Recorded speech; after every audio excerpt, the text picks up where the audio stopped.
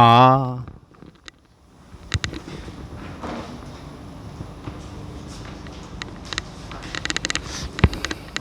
예, 방금 저 주 교수님한테 소개받은 임인철입니다. 주 교수가 뭐 이 강좌에 불러줘가지고 지금 특강을 하는 게 한 전체 치면 한 네 번째 정도 되는 것 같아요. 근데 그 중에 이제 세 번은 이제 오프라인으로 했고 작년에는 이제 온라인으로 해가지고 그냥 실제 얼굴을 못 보고 그냥 강의만 한 것 같습니다. 여러분 만나뵈서 반갑고요. 근데 주 교수가 어디 가서 나 소개할 때마다 항상 빼먹지 않는 게 뭐냐면은 내가 학교 졸업할 때 수석으로 졸업했다는 거 항상 안 빼먹는데 제가 기억해 보면은 제가 시험은 주 교수보다 잘 봤는데 공부는 주 교수가 저보다도 잘했던 것 같습니다. 예, 그래서 제목은 뭐 여러분 보셨던 것과 같이 방사선을 실질적으로 이제 어떤 것들에 활용이 되고 있는가를 이제 소개를 하는 건데, 그래서 그 실질적으로 굉장히 이제 깊이 들어간다기보다는 실질적으로 방사선과 관련된 연구 시스템들이 어떤 것들이 있고, 그다음에 그런 것들을 볼 때 여러분들이 뭐 사회에 나간다든지 아니면 공부를 계속한다든지 할 때 어떤 이제 오퍼튜니티가 있는가, 이제 그런 거에 중점을 둬가지고 강의를 진행을 하겠습니다. 예, 여기 이제 정리해본 대로 실제로 우리가 원자력 아니면 뭐 뉴클레어 쪽에 있어가지고 이제 크게 보면 이제 에너지를 이제 활용하는 일들이 있고 이제 방사선을 활용한 것들이 있잖아요. 그러면 이제 에너지 측면에서 보자면은 뭐 원자력 시스템 안전성 증진, 경제성 증진, 그다음에 사용 해결료 문제, 그다음에 그런 기후변화 대응해가지고 원자력 에너지의 역할을 늘려가는 거, 그런 것들이 이제 에너지 분야에서 할 일이라고 할 수가 있겠고요. 그다음에 방사선을 활용한 뭐 연구, 그다음에 기초과학, 이제 그런 쪽에서 보면은 방사선 기술의 어떤 산업적인 활용을 이제 증진하고, 그다음에 방사선을 이용을 한 어떤 새로운 물질들을 개발을 하고, 이제 그런 것들이 이제 할 일이라고 생각이 되고, 또 기후변화하고 관계돼 가지고 빼먹을 수 없는 일이 기후변화에 대응하는 이제 작물을 개발하는 것, 뭐 이렇게 생각이 들어요. 그렇게 보면은 기후변화라는 측면에서 보면은 방사선도 중요하고 원자력 에너지도 다 중요한 일이다, 이렇게 생각이 됩니다. 그래서 실질적으로 방사선에 관한 활용에 관한 연구를 한다든지 앞으로 이제 사회에 나가서 이제 그런 것들을 하는 기회를 찾는다고 보면은 어떤 방사선 기술의 산업화, 그다음에 신물질의 창출, 그다음에 어떤 기후 변화와 관련된 일들, 이제 이런 것들이 여러분이 택해갈 수 있는 이제 기회가 아닌가, 이렇게 생각이 됩니다. 어떻게 보면 뭐 기회라고 할 수도 있고, 그다음에 아니면 책무라고 할 수도 있겠죠. 그래서 전체적으로 보면 여러분들이 이제 교과 과정에서 배운 것들을 좀 간략히 좀 소개를 하고, 그다음에 처음에 말했듯이 그런 방사선을 활용한 연구를 진행하는 시설들은 이제 어떤 것들이 있는가, 이제 뭐 또 그런 것과 관련돼서 이제 여러분의 선배들이 어떤 일들을 하고 있는가 소개하고, 그다음에 그런 것들을 위해서 어떤 연구가 이루어져 있고 이제 어떤 연구들이 활발하게 이루어져야 되는가, 이제 이런 순서로 진행을 하겠습니다. 먼저 이제 방사선과 물질의 상호작용, 뭐 이거는 여러분들 너무 잘 아는 부분이죠. 그래서 방사선이라는 거는 기원으로 따지면은 원자 핵에서 나오기도 하고, 그다음에 그 핵 위에 외곽 전자들의 어떤 반응에 의해서 이제 방사선이 나오기도 합니다. 그래서 뭐 양성자나 중성자들은 전부 다 핵에서 나오는 거고, 엑스레이, 그다음에 광자, 이런 것들은 그런 뭐 전자의 변환에서 이제 에너지 변환 과정에서 나오는 것들이죠. 그다음에 질량에 따르면은 이제 입자성이 있고, 그다음에 전자기파, 이렇게 두 가지로 나눠서 볼 수가 있겠습니다. 또한 뭐 방사선이 다른 물질을 이온화시키는 능력이 있느냐에 따라서 비전리 방사선, 그다음에 전리 방사선, 이렇게 나올 수가 있는 거죠. 근데 뭐 전리 방사선 말 그대로 플러스 마이너스 전기를 갖고 있는 방사선을 얘기를 하는데, 우리가 대개 방사선이라고 얘기를 할 때는 전리 방사선을 이제 얘기를 하죠. 그다음에 물질과의 상호작용에 따라서 우리가 또 분류를 할 수가 있습니다. 그래서 직접 전리 방사선, 그다음 간접 전리 방사선 이렇게 두 개로 나눠서 볼 수가 있습니다. 그래서 직접 전리 방사선은 뭐냐면 그 방사선 파티클 아니면은 그 광자 자체가 충돌을 해가지고 바로 어떤 물질을 전이시키는 그런 전리시키는 그런 방사선을 직접 전리 방사선이라고 할 수가 있고, 그다음에 간접 전리 방사선이라는 거는 그것 자체가 이제 물질하고 충돌해서 바로 이제 어떤 물질을 이온화시키는 건 아닌데 그 물질하고 반응 과정에서 나오는 에너지라든지 파티클이라든지 이제 그런 것들이 그 방사선과 충돌한 물질들을 전리시키는 이제 그런 것들을 얘기를 하겠습니다. 그래서 따져보면 뭐 사실 빛이 이제 대표적인 분야죠. 간접 전리 방사선에 우리 이제 그 교과 과정에서 배우잖아요. 그걸 다시 되새겨 보면 감마선이 의 물질과의 반응 이제 하면 세 가지가 있잖아요, 그죠? 첫 번째가 컴프턴 스캐터링, 그다음에 두 번째가 페어 프로덕션, 그다음에 또 하나가 뭐죠? 잘 안 들려. 아닐레이션이 이제 거기 들어가는 거죠. 그래서 이제 그 중에 이제 그 예를 들어서 이제 페어 프로덕션 같은 경우에는 감마선이 들어가지고 전자를 만들죠. 전자 두 개를 만들고 그 전자가 다른 물질하고 충돌을 해서 그게 이제 이온화를 시키죠. 그래서 이와 같이 이제 여러 가지 이제 방사선의 종류가 있는데 그 방사선들을 우리가 얻을 수 있는 아니면 방사선들을 만들 수 있는 과정들은 이제 크게 세 개로 나눠집니다. 첫 번째는 우주에서 우리가 날라오죠. 우주에서 날라오는 방사선. 그다음에 우리 주변에 동위원소가 있습니다. 동위원소에서 방사선이 나오고, 그다음에 원자로, 가속기, X성관처럼 이렇게 인공적으로 만든 장치로부터 이제 방사선을 만들 수가 있습니다.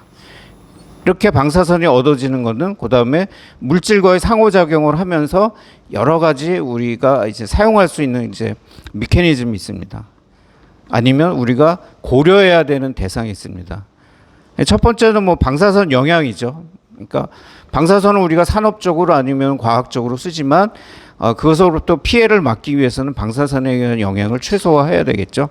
이제 이런 분야가 이제 우리가 연구할 수 있는 하나의 분야가 되겠고, 그다음에 이제 뭐 그거하고 같이 얽힌 것 자체가 이제 방사선 방호라고 봐야 되겠죠. 그래서 차폐 뭐 그다음에 규제 뭐 이런 것들이 또 이제 방사선 활용과 관련된 주요하게 연구해야 되는 하나의 분야가 되겠습니다. 그다음에 이제 방사선 이용을 들 수가 있겠죠. 뭐 사실 요번 제 얘기에서는 주로 이제 방사선 이용 쪽에 중심을 둬서 얘기를 하겠는데, 의료 분야, 그다음에 산업적인 분야, 그다음에 농생물 분야, 이렇게 크게 세 가지 분야로 나눌 수가 있겠습니다. 그다음에 방사선 계측도 이제 중요한 분야죠. 그래서 아마 여러분 이제 같이 공부하고 있는 교수님들이 이렇게 보면은 각자 이제 이런 분야에 한 분씩 계실 것 같아요. 그래서 서울대학교에서는 방사선 계측은 누가 하고 계시죠? 옛날에 실험실에 계신 분이 있는데, 네. 계측 쪽이 있고 방사선 방호니까 차폐나 이런 쪽 하는 분 계실 거예요, 그죠? 네. 그다음에 방사선 영향 김은희 박사님, 그다음에 방사선 이용 쪽은 예. 그렇게 보면 지금 요 각각의 이제 분야들이 난 이렇게 대별되는 이제 그런 대별되고, 그래서 그 대별되는 부분들마다 이제 각자 이제 교수님들이 계시고, 그다음에 학생 여러분은 나중에 이제 졸업을 해서 이제 공부를 하게 된다면은 크게 이제 이런 분야로 나눠서 아마 공부를 하든지 산업체에 가서 일을 하든지 이제 그렇게 되지 않을까, 그렇게 생각합니다. 그다음에는 이제 방사선 산업에 대해서 아니면 방사선 현황에 대해서 얘기를 드리겠습니다. 방사선 산업이라는 건 말 그대로 뭐 쉽게 그냥 뭐 알파, 베타, 감마 이런 거를 산업적인 아니면 의학적인 프로세스에 응용을 해가지고 이루어지는 이제 산업이다라고 할 수가 있겠습니다. 그래서 방사선과 관련된 부처들이 이제 굉장히 많습니다. 정부 부처로 되면 이제 개발이나 산업화 과정은 뭐 과기부, 산업부, 중기부 이런 데다 관계가 있고, 안전 규제는 이제 원안위, 우리가 대체로 원자력 시스템에 대해서는 원안위 쪽만 얘기를 하는데, 방사선 쪽은 의료적인 이용이라든지 그런 부분들이 있기 때문에 보건복지부도 이제 규제 쪽에 관련돼 있습니다. 인력 개발을 치면 이제 교육부도 들 수가 있고요. 그래서 여러분들이 만일 방사선 쪽을 공부를 해서 이제 관공서 쪽으로 나간다라고 하면은 이제 이런 것들도 이제 선택의 하나가 될 수 있겠습니다. 그다음에는 관련 학회라든지 기관을 보면 뭐 제가 있는 원자력 연구원, 원자력 의학원, 방사선 보건연구원 이런 데들이 이제 기관이 되겠고요. 그다음에 방사선 진흥협회, 그다음에 원자력 산업협회 이런 데가 이제 관련된 협회들이 되겠고, 그다음에 관련된 학회들은 이제 굉장히 많습니다. 원자력 분야로 보면은 학회들이 되게 이제 크게 원자력 학회, 그다음에 폐기물 학회 이렇게 크게 두 개로 나눠져 있는데, 방사선 쪽은 그 각각의 스페시픽한 활용 분야마다 이제 학회들이 따로 있습니다. 그래서 의학 쪽을 다루는 뭐 의약품학회, 핵의학회 뭐 이렇게 나뉘어져 있고, 그다음에 산업적을 이용을 따지는 학회, 그다음에 방사선 방어 쪽을 따지는 학회 이렇게 이제 굉장히 세분되어 있습니다. 그래서 만일 이제 이런 학회들이 다 이제 그 학회지들을 갖고 있기 때문에 나중에 또 좀 더 공부를 하시게 되면은 이런 학회들의 학회지를 다 검색을 해봐야지 아마 관련된 부분들이 아마 다 나올 겁니다. 그다음에는 방사선 산업 시장에 대한 동향을 보겠습니다.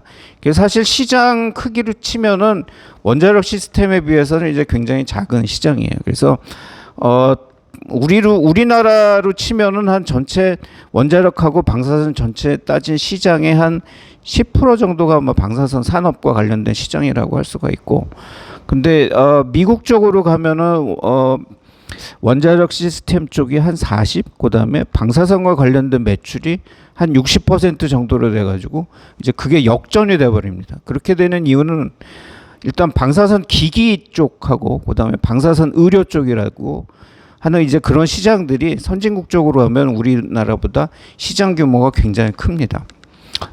그래서 그렇기 때문에 아직까지도 이제 방사선에 관련된 계측기라든지 뭐 의료 영상기기라든지 그런 것들을 대부분 이제 우리는 외국에서 많이 수입을 하고 있는데, 그런 것들은 외국에서는 전부 다 이제 큰 산업으로 이제 갖고 있고, 이제 그런 대표적인 나라들이 미국, 일본, 독일 이제 그런 쪽에 방사선 산업과 관련된 기기를 만드는 회사들이 많습니다.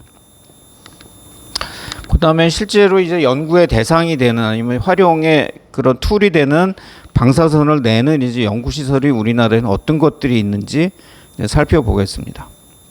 먼저 이제 연구용 원자로가 있습니다. 뭐 원자로는 사실 그러니까 에너지, 우리 원자로라는 거는 이제 피션을 이용을 하는 도구가 되겠죠.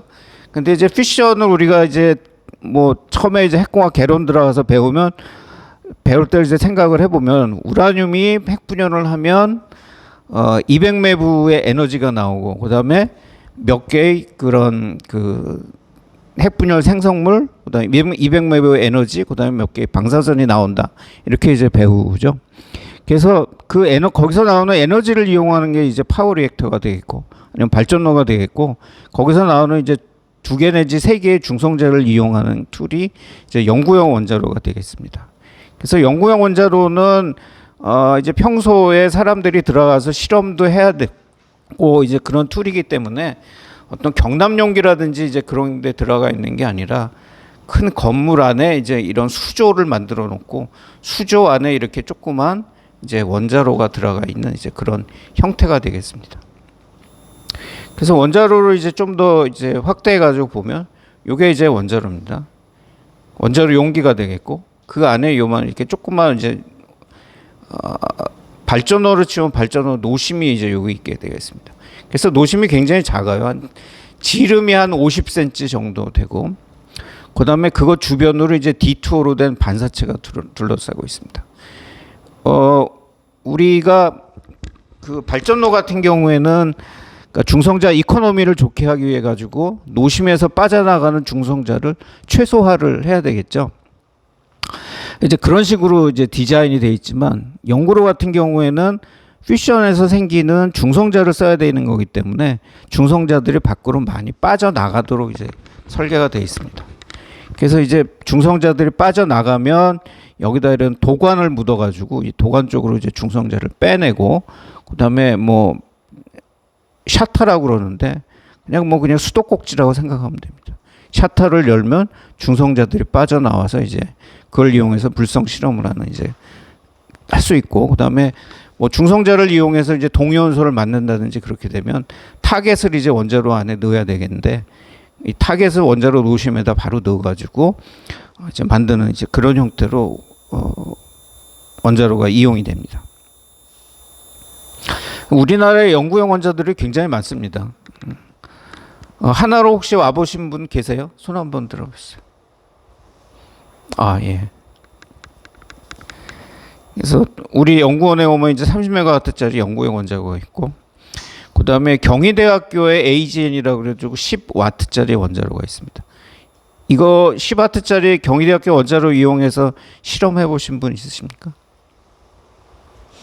예. 온라인으로 했어요? 아니면 직접 가서 했어요? 가서 했어요? 가서 해보니까 뭘 느꼈나요?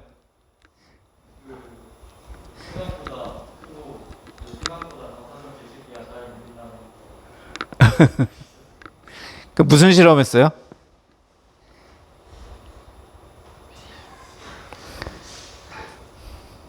크리티컬 매스? 예. 우리 학교 다닐 때는 그 당시에는 원자력 연구원이 여기 공릉동에 있었어요. 저쪽 공릉동에 있었고 공릉동 안에 KRR1, KRR2라는 연구용 원자로가 있었어요. 그래서 하나는 250kW, 하나는 2MW짜리 그랬는데 그래서 뭐 그렇게 두 개가 있었는데 지금 전부 다 이제 정지가 되고 하나는 디커미셔닝이 되고 하나는 이제 박물관화되어 있는 이제 그런 상태입니다.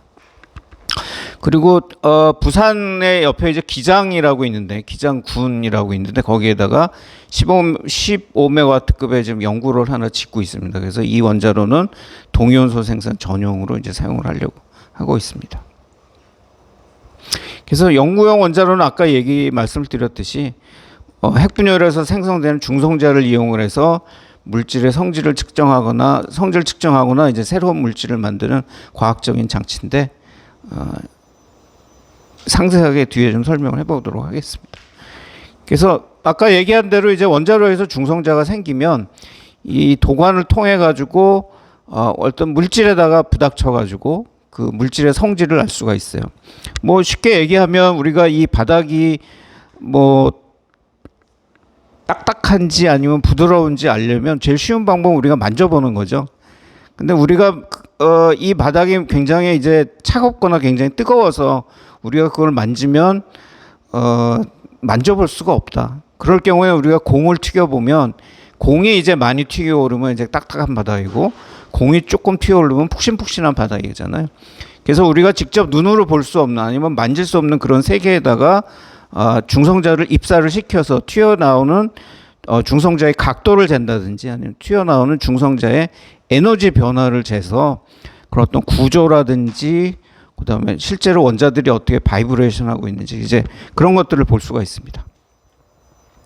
그래서 실제로 이제 그러한 것들이 물질의 특성을 보는데 굉장히 중요한 도구이기 때문에 우리 주변에 이제 많은 물질들이 이런 중성자를 이용한 측정을 통해서 이제 개발된 물질입니다.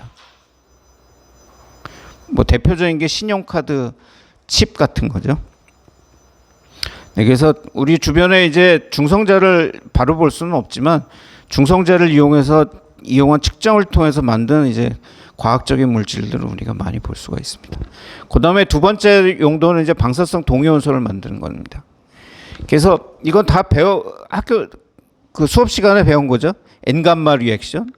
그러니까 중성자를 흡수하고 감마레이를 내는 물질을 만들 수가 있죠. 예를 들어서 코발트 59가 중성자를 흡수하면 코발트 60이 되고 코발트 60이 이제 감마레이를 내면서 이제 붕괴를 하게 됩니다.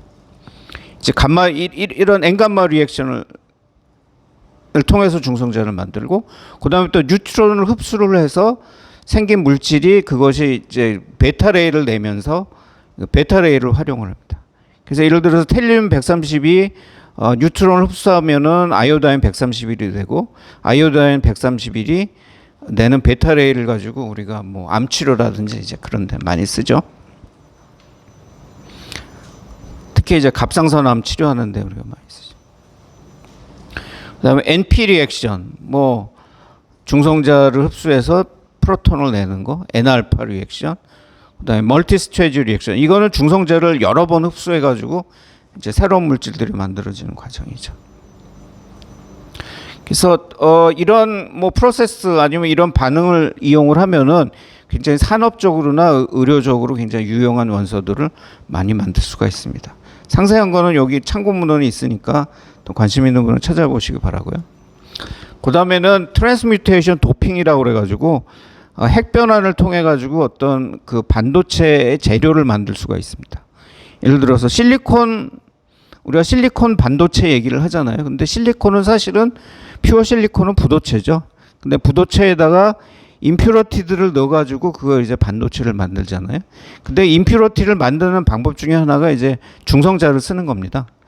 그래서 영구형 원자로에다가 실리콘 인고트를 넣으면 실리콘 32 뉴트론을 흡수해서 실리콘 31이 되고, 그게 베타 붕괴를 하면 P31이 됩니다.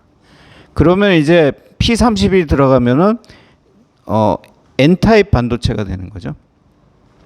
근데 영구형 원자로에서는 이러한 도판트들을 굉장히 균일하게 웨이퍼 안에 도판트들이 굉장히 균일하게 분포하도록 이제 만들 수가 있습니다.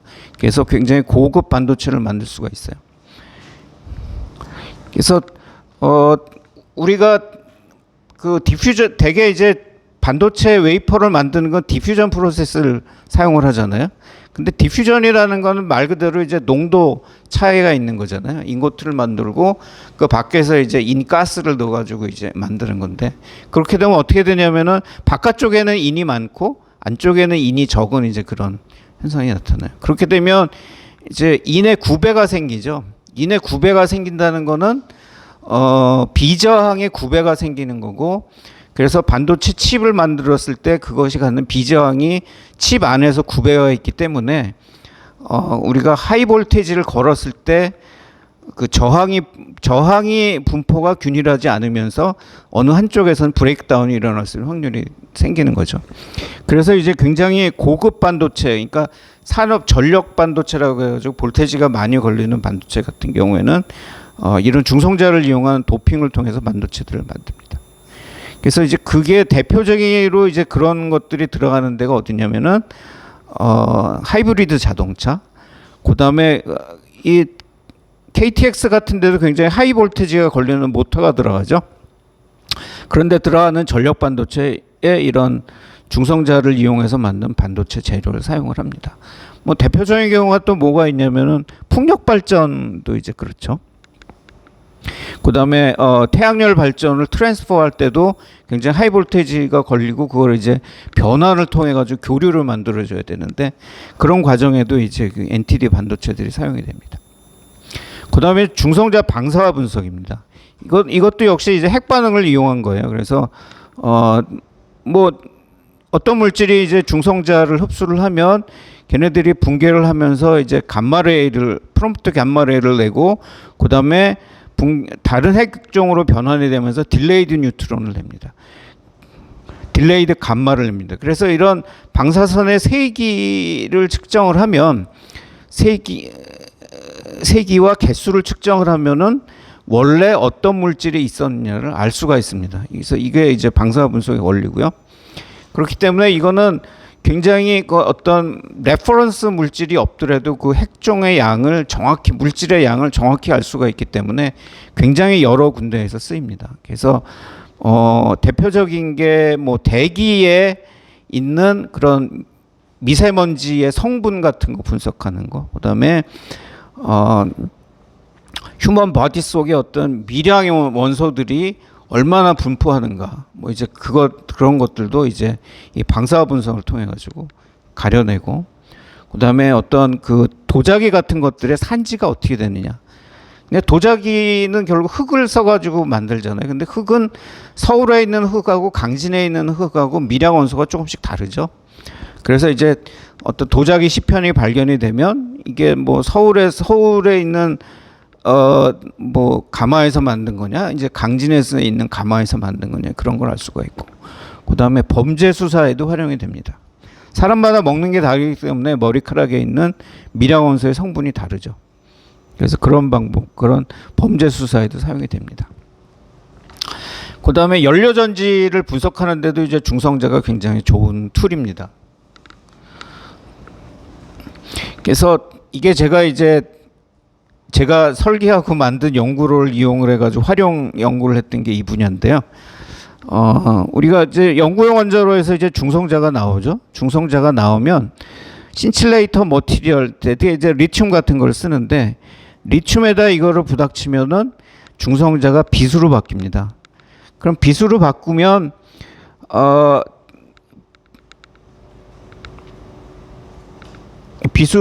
이제 그거를 이제 카메라로 관찰을 하게 되는 거죠. 그러면 중성자의 개수가 결국은 비수로 바뀌는 거죠.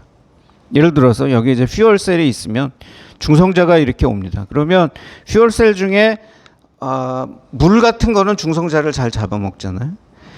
그러면 여기서 이제 중성자의 분포가 생깁니다. 중성자의 분포가 생기면 그것은 이제 비수의 분포로 바뀌게 되고, 빛의 분포를 우리가 카메라를 가지고 측정을 하게 되면 원래 퓨얼셀의 안에 있는 물의 분포가 어떻게 되어 있는지를 우리가 확인을 할 수가 있습니다.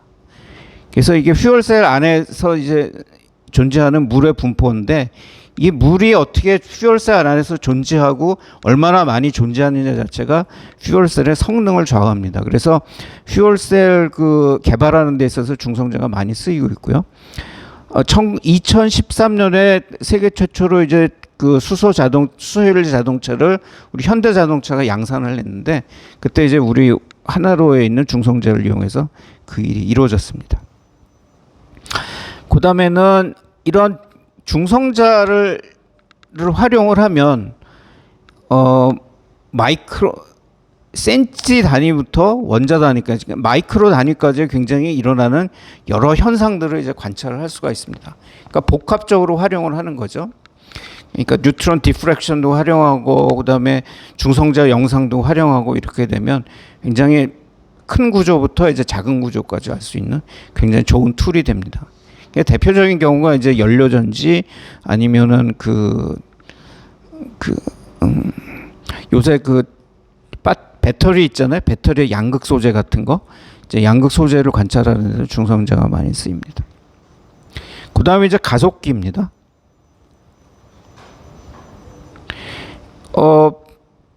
요거 우리 물리 시간에 다 배운 거잖아요, 그죠? 그래서 전장을 걸고 거기에 이제 전하를 가진 파티클이 있으면은 얘가 이렇게 가속이 되죠. 힘을 받죠. 그 다음에 자기장 속에서 전하가 움직이면 걔가 회전 운동을 하잖아요. 그래서 사실은 요 두 가지의 원리를 이용한 게 이제 가속기가 되겠습니다. 그래서 그걸 다시 이제 식으로 써보면 뉴턴의 세컨드로, 아니면 로렌츠 포스에 의해 가지고 작동을 하는 게 결국 이제 가속기가 되겠습니다. 그러니까 전하를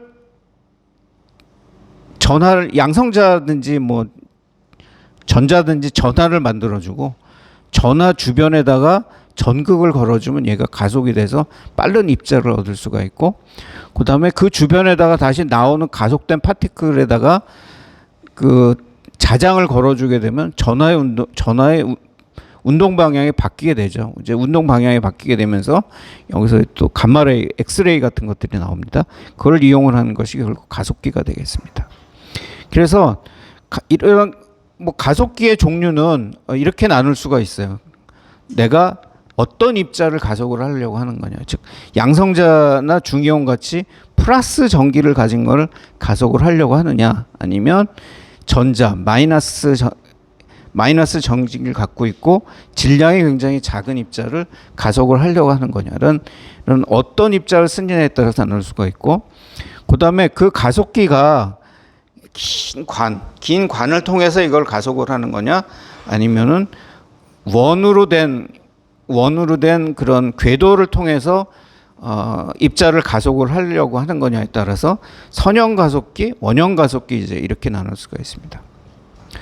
그다음에 그러면 가속을 할 때 전기를 직류를 걸어주느냐 아니면 교류를 걸어주느냐에 따라서 또 이제 가속기를 나눌 수가 있습니다. 그래서 이렇게 보면은 포항에 있는 광가속기 같은 경우에는 전하가 이제 자장 속에서 회전을 하면서 나오는 엑스레이를 쓰는 거죠. 그래서 포항 광가속기는 이제 여기에 속하고 그걸 이제 우리가 싱크로트론이라고 부르고요. 그다음에 전자 가속기를 또 쓰는 게 저희 연구원 정읍에 있습니다. 정읍에 있는 가속기들이 하나는 이제 직류를 통한 가속이 되고 하나는 이제 교류를 통한 가속이 되겠습니다. 그다음에 양성자나 이제 중이온을 가속을 하는 게 경주에 있는 선형 가속기, 그다음에 정읍에 있는 사이클로트론, 이게 이제 원형 가속기가 되겠습니다. 요거는 이제 앞에 거를 더 상세히 설명을 하는 거니까 보시도록 하고요. 그러면 가속기 한 대가 있으면 뭘 다 할 수가 있느냐? 그렇지는 않습니다. 그래서 이제 사람들이 물어보는 게 그런 거예요. 우리나라에는 왜 이렇게 가속기가 그렇게 많아요? 가속기 하나면 다 할 수 있지 않습니까? 왜 이렇게 여러 대를 줘야 됩니까? 라고 얘기를 하지만 그 여러 대가 우리가 필요한 이유가 뭐냐면 가속기에서 나오는 전하를 가진 입자의 에너지, 그다음에 전하가 결국은 시간당 몇 개가 흐르느냐, 그러니까 많이 흐르는 게 있고 적게 흐르는 게 있잖아요. 그래서 그런 전하량하고 그 입자의 에너지에 따라서 우리가 쓸 수 있는 용도가, 활용할 수 있는 용도가 다 다릅니다. 그래서 우리는 여러 가지 이제 가속기를 가지고 활용 용도에 맞게 쓰고 있는 거죠. 그래서 중요한 부분 중에 하나가 이제 방사성 동위원소를 만든 겁니다. 주로 이제 사이클로트론이나 이제 선형 가속기를, 양성자 가속기를 통해서 만드는데, 거기서 쓰는 리액션은 이거 우리 다 수업 시간에 배운 것들이에요. 그러니까 뭐 P2P 리액션, 그러니까 프로톤을 넣고 프로톤이 두 개가 생기는 리액션, 아니면은 프로톤을 넣고 알파가 나오는 거, 그다음에 프로톤을 넣고 붕괴할 때 이제 베타가 나오는 거, 이런 것들을 이제 다 이런 리액션을 통해서 가속기에서 동위원소가 생산이 되고, 그다음에 우리 크로스 섹션이라는 거 배웠잖아요. 실제로 크로스 섹션이 보면 이제 에너지에 따라 다르잖아요. 그래서 가속기 에너지에 따라서 우리가 생산할 수 있는 동위원소의 양이 동위원소의 종류가 달라집니다. 그래서 30매구 이상이 돼야지 이런 핵 정도를 만들 수 있고, 45매부 이상이 돼야지 이런 걸 만들 수 있고, 이렇게 됩니다. 그래서 이제 이 부분도 이제 동위원소를 우리가 만들려고 하더라도 여러 가지 가속기가 있어야 되는, 아니면 에너지가 다른 그 빔들이 있어야 되는 이유이기도 합니다. 경주에 가면 우리 양성자 가속기가 있죠. 양성자 가속기는 뭐 여기서 말 그대로 양성자를 만드는 이제 소스가 있습니다. 빔 소스가 있고, 그것들을 이제 직선관을 통해서 쭉 보내면서 전기를 플러스 마이너스 교체로 교대로 걸어주게 되면은 이제 양성자의 에너지가 세지거든요. 그래서 앞에 쪽에는 뭐 가속을 얼마 안 했으니까 20매부 빔을 내는 양성자를 쓰고, 뒤쪽으로 가면 이제 100매부짜리 양성자를 이제 쓰게 됩니다. 그래서 여러 조사실에서 이제 양성자의 에너지 종류에 따라 가지고 우리가 여러 가지 다른 이제 연구에 쓰게 됩니다. 이제 대표적인 거를 하나 예를 들면은 대기 방사선 영향을 평가하는데 이제 요새 양성자 가속기가 굉장히 중요하게 쓰이고 있습니다. 우리 그 급발진이라는 거 많이 들어보셨죠? 급발진. 그러니까 악셀레터를 밟았는데 차가 갑자기 훅 나가가지고 벽에 부닥쳤는데, 그러면 자동차 회사에서는 이게 운전을 잘못해서 그렇다 하고, 그다음에 차주는 차를 잘못 만들었으니까 너 때문에 그런 거 아니냐 하고 우리가 그런 소송이 많았습니다. 근데 요새 이제 대체적으로 밝혀지는 부분이 뭐냐면, 그거는 방사선 때문에 그렇다라는 게 이제 대체적으로 이제 동의하고 있는 바입니다. 그러니까 우리가 요새 자동차에는 그 ECU라고 그래가지고 그 일렉트로닉 컨트롤 유닛이라는 게 들어가죠.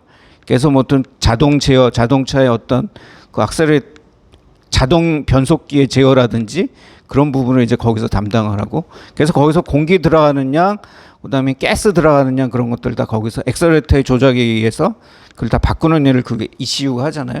근데 ECU는 전부 다 이제 거기에 반도체 소자들이 들어가 있어요. 그런데 우리한테는 뭐가 날라오냐? 우주 방사선이라는 게 날라옵니다. 그러니까 태양에서부터 이제 양성자들이 쭉 오잖아요. 그럼 양성자들이 쭉 오는데 그 양성자들은 지구 주변에 있는 반 알렌드라는 이제 자기장 안에 이제 거기서 가둬지게 되고, 그래서 우리 지구 안으로 날라오는 하전 입자들의 양은 그렇게 많지가 않습니다. 그런데 어디든지 새는 놈들이 있잖아요. 다 잡히는 않고. 그래서 걔네들이 일부가 이제 지구 안으로 들어와요. 지구 안으로 들어오면 이게 그 대기 안에 있는 여러 가지 입자들하고 반응을 하면서 하이 에너지 중성자를 만들어냅니다. 그럼 그 하이 에너지 중성자가 재수없이 내 차의 ECU에 들어오면 급발진이 생길 수 있다라는 게 이제 그런 이제 거의 이제 입증이 된 논리고, 그렇기 때문에 그 산업용 기기라든지 아니면 자동차에 들어가는 부품들에 대해서는 그 방사선에 대한 퀄리피케이션을 요새 반드시 하고 있습니다. 그래서 요즘 이제 경주 양성자 가속기에 가면은 제일 바쁜 일이 뭐냐면은 그 반도체 소자 퀄리피케이션 하는 일이에요. 왜냐하면 그게 잘못돼 가지고 나가면 사람의 생명하고도 관계가 있고 그 회사의 운명하고도 관계가 있잖아요. 그래서 삼성전자에서 와서 이제 그것들을 이제 많이 쓰고 있어요. 그런데 앞으로 이게 더 중요해지는 게 뭐냐면, 우리가 지금 자율주행 자동차라는 것들이 점점 이제 우리한테 이제 몇 년 안에 있으면 현실화 될 거라고 그러잖아요. 우리 같은 경우에는 2026년이면까지는 상용화하겠다는 게 목표예요. 근데 자율주행 자동차에는 반도체들이 훨씬 많이 쓰이죠. 일단 이미지 센서들이 전부 다 이제 반도체로 들어가 있을 거고, 그것들을 이제 컨트롤하고 이제 그런 것들이 전부 다 이제 반도체 계통으로 이루어지게 되겠죠. 그렇기 때문에 이런 부분은 앞으로도 이제 더욱 중요해질 거로 지금 예상을 하고 있습니다. 그 다음에 이제 전자선 가속기입니다. 전자선은 말 그대로 전자를 가속을 하는 거예요. 그래서 전자 가속기는 사실 양성자 가속기보다는 훨씬 이제 그 간단하게 돼 있어요. 간단한 이유는 일단 전자는 가볍잖아요, 그죠? 양성자는 좀 무겁고, 그러니까 좀 쉽죠. 그래서 전자가 나오고 그러면 여기서 플러스 마이너스를 전극을 이제 교대로 걸어줍니다. 그 다음에 전자석을 여기다 대면 전자가 하전 입자가 이제 자장을 만나면 얘가 휘잖아요, 그죠? 그러면은 줄로 나오던 게 이렇게 부채꼴로 쫙 펴집니다. 그러면 그 아래다가 이제 컨베이어 벨트를 놓고 물건을 지나가게 하면 이 물질에 이제 전자선이 쪼이게 되는 거죠. 그래서 전자선도 마찬가지로 이제 양성자 가속기하고 마찬가지로 내는 에너지가 얼마냐 아니면 출력. 뭐 출력이라는 게 결국은 커런트하고 같이 볼 수가 있는데, 물론 뭐 출력은 커런트하고 에너지의 그런 지금 곱이 되지만, 그래서 그 영역에 따라서 우리가 다 쓸 수 있는 분야가 다 다르게 됩니다. 뭐 대표적인 분야가 이제 방사선 가교죠. 그래서 가교라는 게 이게 고분자들을 이렇게 얽혀주는 게 가교잖아요. 그래서 방사선을 쪼이게 되면은 이제 고분자들이 서로 얽히게 되고, 그래서 좀 더 단단해지고 열에 강하고 이제 마찰에 강하고 이제 그런 물질들이 됩니다. 그래서 활용의 대표적인 예가 타이어입니다. 그 다음에 우리가 슈링크 튜브라고 여러분들 실험할 때 써봤는지 몰라요, 그죠? 실험할 때 이렇게 전기줄 있고 그다음에 튜브 쪼이고 그다음에 거기다가 그 헤어 드라이를 열풍 쫙 쪼이면은 얘가 이제 쫙 쪼그라들면서 그게 되죠. 근데 얘도 이제 항상 이제 전기가 그러니까 여기서 열이 나고 그러니까 열화에 굉장히 강한 물질을 써야 되죠. 그래서 방사선을 쪼이면 이제 그런 열화에도 강한 물질이 되기 때문에 방사선을 활용하고 있습니다. 그래서 대표적인 경우가 현재 그 방사선 활용하고 있는 가교를 활용하고 있는 대표적인 예가 타이어 이런 슈링크 튜브 이제 이런 분야가 되겠습니다. 그다음에는 이제 요새 이제 새로 각광받는 분야가 악취입니다. 뭐 이 악취는 굉장히 여러 분야에서 나잖아요. 그러니까 반도체 공정에서도 악취가 많이 납니다. 거기에 이제 여러 가지 그런 화학 물질들 이제 설파나 그런 것들에 관련된 화학 물질들을 많이 쓰는데 이제 그런 것들을 바깥으로 나가면 이제 공장 주변에서 이제 악취가 나고 악취가 나면 이제 공장 나가라 아니면 뭐 돈 물어내라 이제 이렇게 되는 거죠. 그러니까 그 악취 제거를 어떻게 할 거냐에 대해서 지금 전자상 가속기들이 많이 지금 얘기가 되고 있습니다. 그다음에는 또 악취가 많이 나는 분야가 어디냐면은 그 축산 악취도 이제 굉장히 큰 거죠. 그래서 예전에 뭐 집에서 돼지 한두 마리 키울 땐 괜찮았는데 요새는 뭐 돼지 한두 마리 키워가지고는 장사가 안 되잖아요. 그러니까 악취가 이제 나는 이제 그런 그런 이제 축사 같은 걸 갖게 되는 거죠. 그럼 또 이제 뭐 우리가 돼지고기나 소고기 먹는 건 좋아하면서 내 옆에 그거 있는 거 싫다 이거 다 나가라고 하는 거죠. 그래서 이제 축산 악취를 제거하는데도 역시 이제 전자선 가속기들이 쓰입니다. 그래서 전자선이라는 게 아까 얘기했듯이 이온화를 시킨다고 그랬잖아요. 이온화를 시킨다는 건 뭐냐면 그 물질을 파괴를 하는 거거든요. 그러니까 나오는 가스에다가 전자를 쪼이면 그 거기 있는 화학 결합들이 깨지면서 화학 결합이 깨지면 이제 물질이 조성이 바뀌게 되는 거고 그러면은 그 물질의 그 화학적인 그 특성이 달라지는 게 되는 거고 그렇게 되면 이제 악취가 없어지는 거죠. 그래서 원리는 되게 간단한데 그 실제로 리얼라이즈하는 건 그렇게 최근에 많이 이제 그 노력들을 해서 산업 현장에 곧 바로 많이 들어갈 것 같습니다. 우리나라에. 그다음에는 이제 폐플라스틱 재활용 같은 분야도 이제 되게 지금 그 이머징하는 분야. 그래서 앞으로 이제 각광을 받을 겁니다. 그래서 폐기물을 이제 뭐 예를 들어서 페트병 같은 것들을 예를 들면 이제 부시잖아요, 그죠? 근데 뭐 자르고 부신다고 하더라도 우리가 그 케미칼한 성분들을 좀 바꿔줘야지 우리가 다시 재활용하는 물질들을 만들 수가 있습니다. 이제 그렇게 하려면 거기도 역시 마지막 과정에, 그러니까 다 잘게 부신 다음에 마지막 과정에 전자선 같은 것들을 쪼여주면은 화학적인 성분이 바뀌면서 우리가 유용 원소들도 골라내서 다시 그 케미칼 프로세스로 넣을 수 있는 거죠. 그래서 뭐 각광받는 분야가 뭐 예를 들어서 신발 재료 같은 거 이제 그런 것들 부시고 이제 그러는데 연구가 많이 되고 있습니다. 그다음에 이제 사이클로트론입니다. 사이클로트론 주로 이제 의료용 동위원소를 만드는데 많이 쓰이고 있어요. 그래서 이것도 마찬가지로 뭐 전자를 넣고 옆에다가 자장을 걸어주면 이제 전자가 도는데 계속 돌면서 자장을 힘을 받게 하려면 아래 위에 N극, S극을 교대로 막 바꿔주는 거죠. 그럼 처음에 이렇게 돌다가 이쪽에 가면 이렇게 돌고 그러면서 얘가 결국 가속이 돼서 빠져나오는 프로톤은 양성자는 굉장히 높은 에너지 양성자를 얻을 수가 있는 거죠. 근데 이거는 빔의 사이즈가 그렇게 크지 않기 때문에 되게 이제 동위원소 만드는 것 같은 조그만 타겟을 사용하는 그런 프로세스에 많이 사용이 됩니다. 그다음에 이제 감마선입니다. 감마선은 굉장히 우리가 대량으로 얻을 수가 있죠. 방사성 동위원소의 붕괴로부터 대량으로 얻을 수가 있는데 감마선의 특징이 뭐냐면 포커싱이 잘 안 되는 거예요.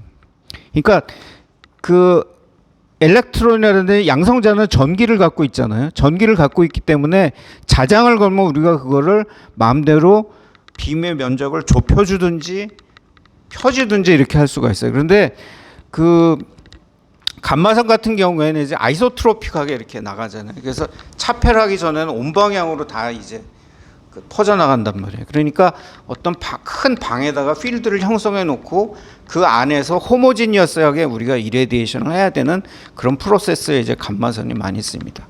예를 들어서 우리가 화분 같은 거를 넣고 그것들이 이제 돌연변이를 만들고 싶다. 아니면 씨앗 같은 거를 넣고 돌연변이를 만들고 싶다. 이제 그런 농산물의 어떤 프로세스에 이런 감마선들이 많이 쓰입니다. 그래서 이제 거기서 나온 얻을 수 있는 대표적인 경우들이 이제 품종 개량 이제 이런 분야가 되겠죠. 그래서 이 부분이 사실은 아까 제가 맨 처음에 말씀드렸던 기후 변화와 관련돼서 방사선이 할 일이 바로 이제 이런 부분에 관계되어 있습니다. 그 다음에는 백신인데요. 백신도 사실은 기후 변화하고도 관련이 있죠. 기후가 많이 달라지고 우리가 접하지 못했던 환경이 생기니까 거기서 이제 새로운 바이러스라든지 새로운 질병들이 생기고, 그래서 또 우리는 거기에 그것들로부터 회피하기 위해 가지고 백신을 많이 필요하게 됐습니다. 이건 우리가 뭐 근래에 많이 알던 일입니다. 근데 백신을 만들기 위해서는 일단 어떤 균주가 필요해요. 근데 균주가 얘가 그 자기가 자연적으로 이제 자라서 어떤 사이클을 돌기 위해서 일단 시간이 많이 필요하고, 그래서 균주를 만드는데도 시간이 많이 걸립니다. 근데 방사선을 쪼이면 그 돌연변이들을 아주 잘 만들 수 있기 때문에 실질적으로 자연적으로 만드는 것보다 그 균주를 우리가 훨씬 더 짧은 시간에 만들 수가 있고, 그래서 백신을 빨리 만들 수가 있다라는 거고요. 그 다음에 두 번째는 우리가 백신을 만들 때 보면은 바깥에는 이제 항원들하고 결합하는 이런 물질들이 있고 안에는 이제 핵산이 있게 되겠습니다. 그런데 화학적인 방법을 쓰게 되면 안에 핵산도 죽이고 바깥쪽에 이제 항원하고 결합해야 되는 고리 자체도 깨지는데, 방사선을 쪼이면 선택적으로 이런 핵산 부분만 죽일 수 있다라는 거죠. 주로 이제 감마레이를 쓰는데, 이제 이래서 이제 백신 개발에도 이제 방사선이 활용이 되기 시작을 했고, 실질적으로 지금 보면 아직 사람을 이용한 백신 쪽은 모르지만 동물에 대한 백신에는 이제 이런 분야들이 현실적으로 좀 쓰이고 있습니다. 그다음에 초고속 방사선 연구 시설이 있어요. 시간이 많이 갔네. 초고속 방사선 연구 시설은 말 그대로 빛을 이용해서 빛에다가 어떤 물질을 때리면 거기서 전자가 나오죠. 그래서 이걸 뭐라고 그래요? 광전 효과라고 그러잖아요. 이제 광전 효과를 이용을 하는 거예요. 근데 그 빛이 보통 빛이 아니라 레이저, 강한 에너지 레이저를 때리면 우리가 굉장히 강한 에너지의 전자선을 얻을 수가 있는 거죠. 그래서 여기서 레이저가 나오고 레이저가 타겟을 때리면 여기서 이제 전자가 나오죠. 그럼 전자가 나오면 그걸 이제 가속을 시켜가지고 물질에다 때리면서 그런 물질의 현상을 볼 수 있게 되는 거죠. 그래서 예를 들어서 대표적으로 요새 활용하고 있는 분야가 뭐냐면은 태양열 전지의 재료로 쓰이는 페로브스카이트라는 물질이 있는데, 이 물질이 과연 어떻게 태양열을 받아가지고 그 전자를 내는지, 그 미세한 과정이 어떻게 되는지를 우리가 방사선을 이용해서 관찰할 수가 있습니다. 그래서 레이저를 때리고 그다음에 아까와 같은 방법으로 얻은 전자를 때리면 우리가 여기서 이제 전자의 회절에 의해 가지고 이런 무늬가 생기고, 그로부터 이제 여기 페로브스카이트에서 일어나는 동특성을 알 수가 있는 거죠. 근데 요 시간이 짧으면 짧을수록 이제 우리가 잘 알 수 있는 거죠. 예를 들어서 뭐 우리가 버스 잡으러 가는데 뭐 버스가 굉장히 빨리 버스 오는 시간에 우리가 맞춰가야지 버스 탈 수가 있지, 맞춰가지 못하면 버스 못 타잖아요. 그래서 이 델타 T가 작을수록 좋은데, 이런 부분도 우리가 굉장히 지금 한국이 앞서 있는 부분입니다. 그다음 활용 연구 쪽인데요. 뭐 라디오 아이소토프를 이용하는 것들은 실질적으로 옛날에도 그렇고 앞으로도 이제 굉장히 중요한 부분입니다. 그래서 아이소톱 방사성 동위원소를 이용한 이제 암 치료, 이제 이 부분이 굉장히 중요한 일이고, 요새는 이제 방사성 표적 치료라는 거 아마 많이 들어보셨을 거예요. 이 부분이 굉장히 앞으로도 이제 중요한 분야가 되겠습니다. 그래서 예전에는 이제 바깥에서 그냥 감마선이나 베타선 쪼여가지고 그냥 감마선 쪼여가지고 이렇게 됐는데, 그러면 뭐 암이 걸린 부위에서 암 세포만 죽는 게 아니라 주변도 영향을 받잖아요. 그런데 이 타겟 치료라는 건 뭐냐면 방사성 동위원소에다가 항원을 추적해가는 항체를 같이 붙여가지고 몸 안에다 주사를 하게 되는 거죠. 그러면은 그 항원이 있는 병변으로만 동위원소가 찾아가서 이제 병변을 죽이게 되는 거죠. 항원을 죽이게 되는 거죠. 그거 이제 표적 치료라고 합니다. 그래서 대표적으로 우리가 그런 표적 치료의 예로 드는 게 이 사람 우리 너무 잘 아는 사람이죠. 스티븐 잡스가 마지막에 이제 치료를 받았던 게 이 동위원소를 이용한 이제 치료를 받았고 표적 치료를 받았고 그것 때문에 그래도 조금 더 살 수 있었다라고 우리가 얘기를 하고 있습니다. 근데 산업적 응용은 뭐 말 그대로 방사선에서 나오는 방사선이 어떤 파이프라든지 그런 데 부닥치면 그 방사선이 세기가 줄어들면서 줄어들고 그래서 그 이미지를 우리가 보면 어디는 이제 이물질이 있고 어디는 성한 물질이라는 걸 알 수 있게 뭐 이거를 이용을 하는 거고 그다음에 감마 스펙트럼은 아까 뉴트론 액티베이션 아날리시스 이런 부분이 되겠습니다. 그다음에 방사선을 이용한 검사 뭐 또 이것도 이제 방사선 어테뉴에이션을 이용하는 거기 때문에 뭐 지금도 많이 이용하고 앞으로도 이제 계속 많이 사용이 될 부분이죠. 그래서 방사선이 흡수 역량이 이제 물질마다 다르기 때문에 어떤 복합 물질로 이루어진 기계 같은 거 이건 자동차 엔진인데요. 이런 것들을 방사선에다 쪼이게 되면은 우리가 그 물질이 품질 관리를 할 수 있다는 거죠. 그래서 요새 이제 대표적인 경우가 그 배터리입니다. 배터리에 이제 양극하고 음극이 이렇게 교대로 들어가잖아요. 근데 그런 것들이 정렬이 굉장히 잘 돼 있어야지 배터리의 성능이 나고 그래서 그런 배터리 성능 검사에 이제 그런 엑스레이 CT가 이제 많이 쓰이고 그다음에 앞으로는 또 어떤 분야가 쓰이게 되냐면 폐 배터리의 재활용에도 방사선이 굉장히 중요하다 이렇게 지금 연구가 되고 있습니다. 그래서 지금 폐 배터리가 사실은 우리가 뭐 어떤 그 기후 변화라든지 이제 그런 것들을 생각을 하면은 그런 포슬 퓨얼의 사용량을 줄여가고 우리가 원자력이라든지 신재생 에너지 쪽을 많이 써야 되고 그렇게 되게 되면 신재생 에너지의 간헐성 때문에 우리가 배터리를 많이 쓸 수밖에 없죠. 필요하던. 근데 배터리도 그게 화학 물질이기 때문에 우리가 그런 재활용을 해야지 우리가 그걸로서 더 얻어지는 폐해를 줄일 수가 있고. 근데 그러면 이 배터리 자체가 지금 재활용이 가능한 거냐 아니면 폐기를 해야 되는 거냐라는 그런 검사에도 이제 방사선이 이제 앞으로 많이 활용이 될 걸로 지금 예상이 되고 있습니다. 그래서 그런 기계를 잘 만드는 것도 이제 원자력 공학이나 이제 방사선 쪽을 한 사람들이 이제 열심히 하면 해야 되는 분야 중에 하나라고 생각이 됩니다. 그다음에 이제 방사선 의료기기 뭐 이거는 동위원소하고도 이제 좀 같은 분야인데 이제 동위원소를 쓰는 거 말고도 여러 가지 그런 의료기기를 만들어 가지고 이제 쓸 수 있는 분야들이 앞으로 이제 계속 더 커질 거로 이제 예상이 됩니다. 그래서 요거는 이제 방사선 발생기라고 그래 가지고 우리가 몰리를 넣으면 테크니슘이 나오는 이런 이제 구조인데 우리가 아마 학교 수업 시간에 배울 때는 아마 뭐 밀킹, 뭐 세큘라 이퀴리브리움 뭐 이렇게 배웠을 거예요. 그래서 몰리브데늄이 이제 그 붕괴를 하면 테크니슘이 나오는데 칼럼이라는 게 있어서 여기 이 칼럼은 몰리브데늄은 잡고 있고 테크니슘은 풀어주는 이제 그런 물질이죠. 그래서 그런 성질을 갖고 있는 칼럼에다 이런 동위원소를 잡아놓고 있으면 물 쭉 부으면 여기서 우리가 테크니슘을 뽑아 쓰는 이제 그런 구조가 되죠. 그래서 이런 부분들도 사실은 그 방사화학이라든지 이제 그런 쪽에 굉장히 많이 연구가 방사화학을 하는 쪽에서 굉장히 잘 접근할 수 있는 분야가 사실은 이런 분야가 되겠습니다.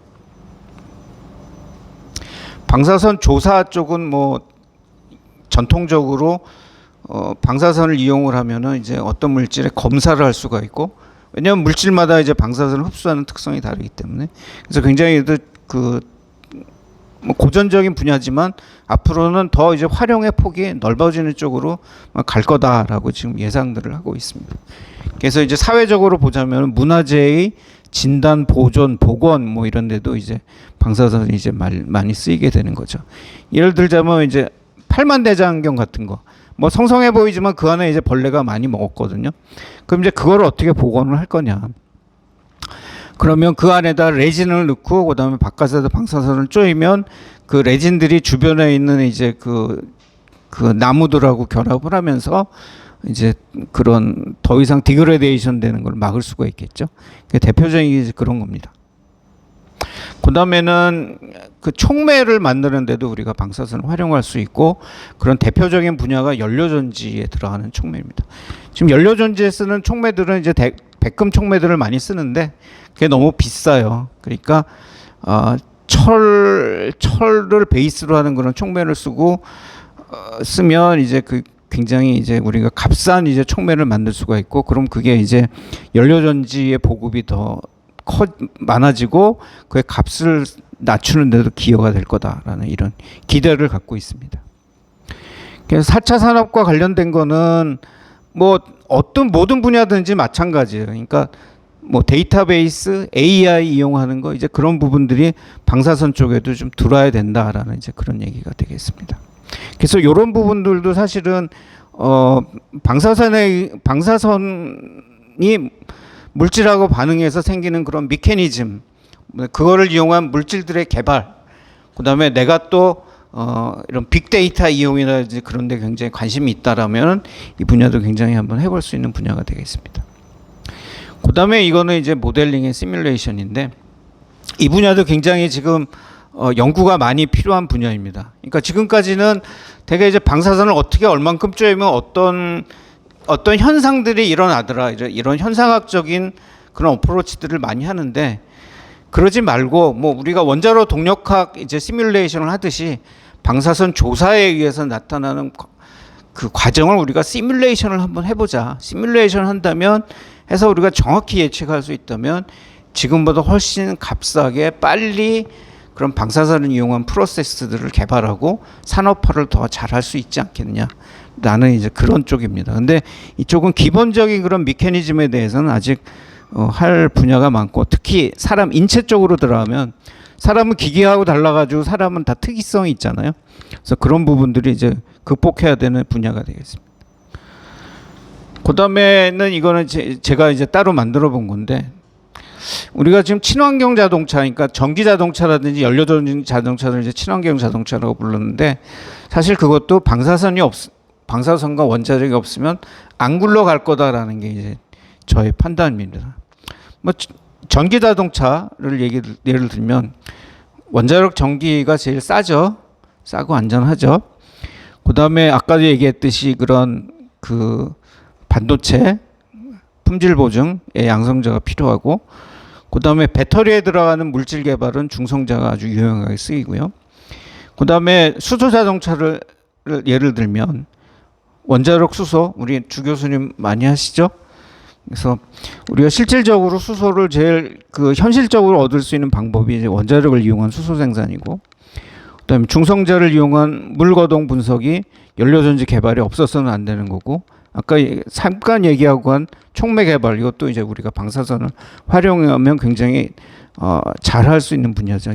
그래서 이렇게 보면은 그냥 제 판단에는 친환경 자동차도 원자력하고 방사선이 없으면 아마 안 굴러갈 거다라는 게 제 생각입니다.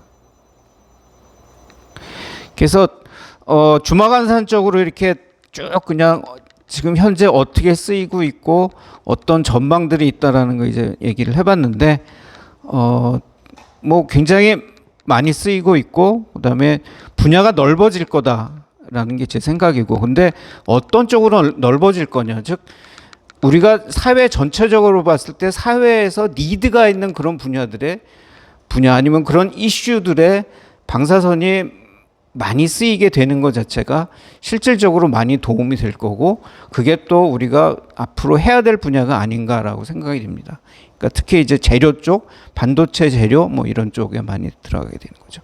그다음에 환경 보전, 그다음에 아까 얘기한 대로 기후 변화 작물, 이제 그런 기후 변화 대응 작물 분야도 굉장히 중요한 분야다라고 할 수가 있고요. 그다음에 마지막으로 하나 더 하자면, 우리가 물질들을 이제 개질을 하잖아요. 물질들을 바꿔놓으려면 우리가 원자 레벨에서 조작을 할 수가 있어야 되죠. 그러니까 파티클을 우리가 넣을 수 있어야 되죠.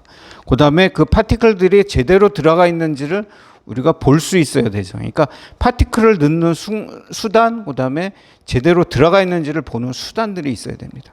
그래서 앞에부터 쭉 다시 한번 되새겨 보면, 양성자, 중성자 이런 기계가 있으면 우리가 파티클을 넣을 수가 있다. 그다음에 중성자, 그다음에 초고속 방사선 같은 엘렉트론이 있으면 우리가 그 파티클이 제대로 들어가 있는지 원하는 곳에 들어가 있는지 우리가 볼 수가 있다라고 이제 생각을 모아 볼 수가 있습니다. 그렇게 보면 우리가 뭐 어떤 물질이 될지 모르지만 뭐 양자 물질 같이 어떤 새로운 물질들을 개발하는 데 있어서 그 방사선도 굉장히 중요한 수단이다라고 이제 생각을 하고, 실질적으로 이런 산업적인 어떤 그 응용 분야도 중요하지만 이런 기초 분야 같은 것들도 우리가 원자력 공학을 한 사람들이 재료 쪽을 조금 더 공부하고 하면 굉장히 잘 접근할 수가 있고 많이 이제 기여할 수 있는 이런 분야라고 생각합니다. 네, 조금 길었습니다. 이상입니다.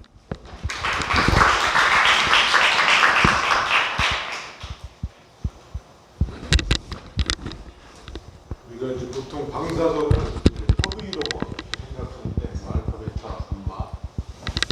사실은 이제 지금 오늘 임 박사님이 말씀하신 거는 좀 더 광의의 방사선, 어떤 그 핵이나 이런 데서 뿜어져 나오는 게 아닌 원자로 같은 데서 이렇게 빔으로 나오는 가속기를 통해서 가속되는 이런 것까지 다 방사선으로 간주하면 아주 굉장히 활용 범위가 넓다는 것을 이제 표현을 해주셨는데 새로 아는 것도 많을 것 같아요. 혹시 그래서 궁금한 거 있으면 질문 주세요. 네, 그래서 더 궁금한 거 있으면 찾아보라고 이렇게 레퍼런스를 내가 넣어놨어요.